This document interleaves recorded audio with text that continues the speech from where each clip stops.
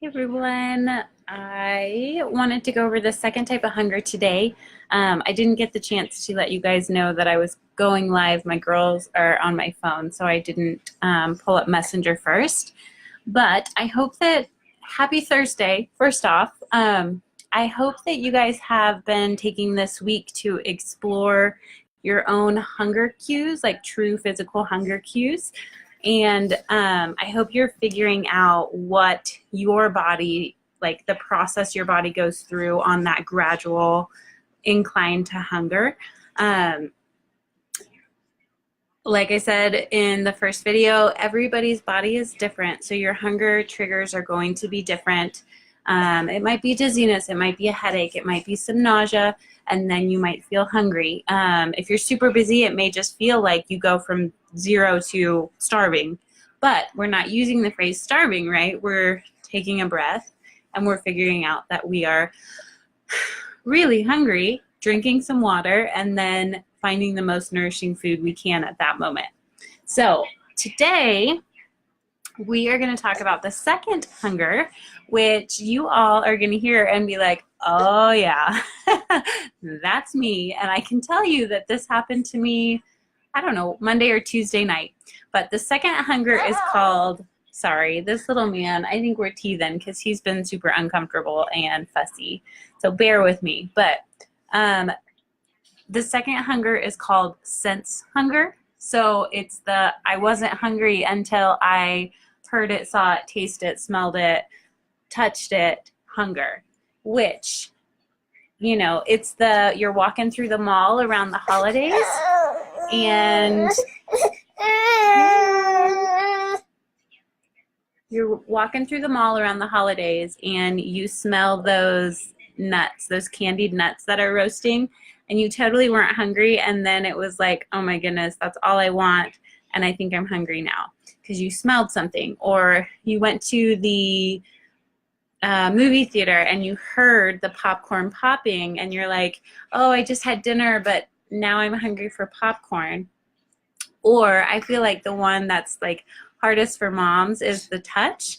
Like you had a great, beautiful plate at lunch and then your kids want more veggie straws, and so you reach your hand in the bag and you weren't hungry until you put your hand in the bag and pulled out a handful of veggie straws. So like I was saying, this totally just happened to me Monday night. We had taco bowls. I had a beautiful like veggies most dinner with 75% veggies and chicken. And then my daughter, who ate her dinner really well, was like, hey, can I have some tortilla chips? Because we had taco bowls. And I was like, sure, baby, you ate your dinner really well. So I stick my hand in the tortilla chip bag and give her some tortilla chips. And I was like, I think I'm going to have some. And I wasn't hungry. Like I was actually really full from dinner, but I decided to have some chips. And it was very much a sense hunger. So unlike our physical hunger, sense hunger is going to create more of an urgency. Like I want it now. I need it now. I have to have it now. And that's when you know it's not true, authentic hunger. Now, it's not always bad to eat when you have a sense hunger. Like potentially, let's say you're walking through the mall and you smell the candied nuts and you're with your child around Christmas time and you're like, you know what? I want to create a moment here. I loved these candy nuts as a kid. I'm going to get some and I'm going to share some with my daughter. That's awesome. Like there's nothing wrong with that. But the beauty of bringing an awareness to this sense hunger is that now that you have a category for it, I don't know about you guys, but I feel like anytime I create a new category in my life for something that helps me become more aware, by nature, I make better choices because now I do it and I immediately think, oh, that's what this is. Maybe I don't want more, or maybe I do want more. And so just simply by bringing awareness to it, and when you experience it, registering it as sense hunger is going to help you create space and choose. You know, maybe you grab your water and you're like, do I really want this?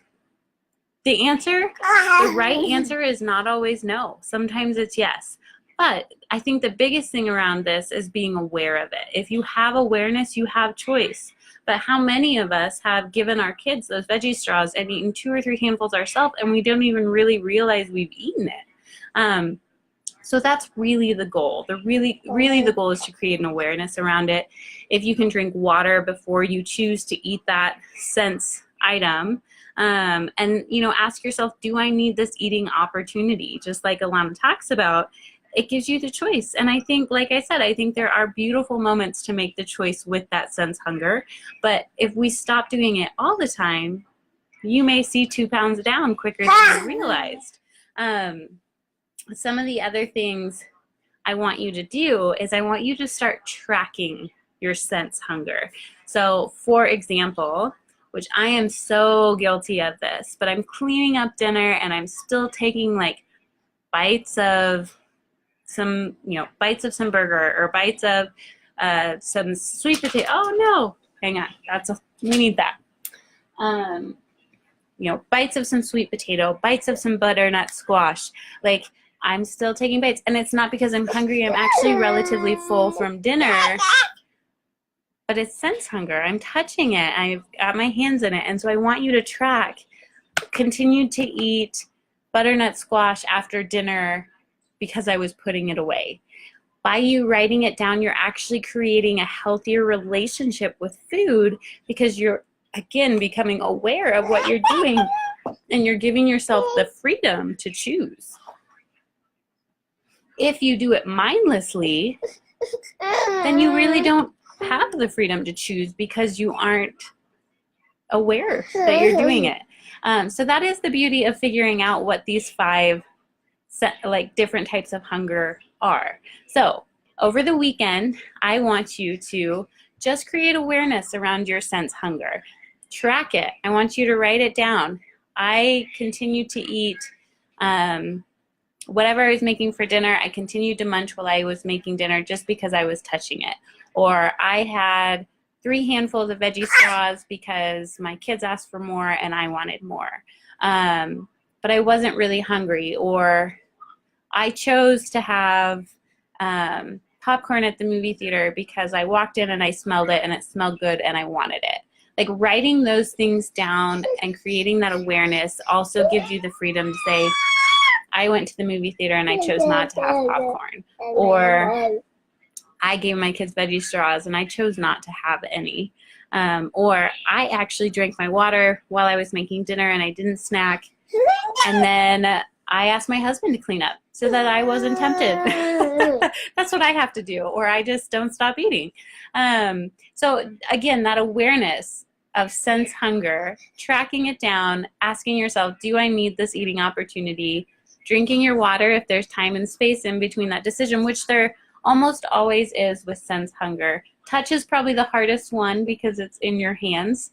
But anything else, if you see it, you have time before it goes in your mouth. If you hear it, if you smell it, taste it, right? When you do the taste it to try it kind of thing, sometimes that triggers just continued eating. And that one's harder. So the taste and the touch, that's where if you can create awareness between those, then you can start making choices. But the others, there's always time and space. And so drinking water and asking yourself if you really need it. Because like I said before, sometimes no isn't the best answer. Like, sometimes you're having a date with your child and you've taken them out for a treat and they're like, here, mama, taste my donut. And you're like, oh, you know what? It smells good. I want it. I see it. I want it. And I want to create this moment with my child. And that's okay. You just track it. And you track, hey, I saw it. I wanted it. I ate a donut. I enjoyed it. Or I probably ate more than I could have or should have because I tasted it. You just track it and you learn, and that creates an awareness around that sense hunger. It's also a phenomenal opportunity to rebuild trust with yourself. On some of those things like the veggie straws. So maybe you start and you take a couple bites of, or a couple veggie straws, And then you stop. And then you stop and you build that trust and you're like, I didn't have 3 handfuls. I only had 3 veggie straws. Like, that's a win. Even if you told yourself you weren't going to have any and then you had 3 or 4, or you had 1 handful versus 3, like, that's a win. Write that down. And that is rebuilding trust with your subconscious that, hey, I am in control. I can stop. Again, that is the power of understanding the different types of hunger. Bringing a category to it automatically brings awareness. And the goal is to bring more awareness to our food and our relationship with food so that we have more choices and we have more freedom. So I hope that was helpful. I hope that you take that into this weekend and explore and track your sense hunger as well as your physical hunger as you're learning those. And I hope you guys drink your water and have veggies first. And veggies most, water first, veggies most. I'll get it. I hope you guys have a great Thursday. Thank you for putting up with me and West. And just a reminder that I have opened up my calendar and have some business hours for you guys. So if you want to do a one-on-one with me, I promise we'll keep it at 15 minutes unless there's something that you really want to talk through. But just to get you like, hey, these are the next 3 things I want you to focus on to get you to the next 2 pounds. So if you want that, I want to do it. Rachel and I had one and it was awesome. I really enjoyed being able to give her just the next 3 goals and then we go on. So I can repost that link if you guys need it. If not, it's just on the first hunger video that I did. But again, I hope you guys have a great weekend and I hope that you learn a little bit about yourselves this weekend. So have a good one, you guys. Thanks for showing up.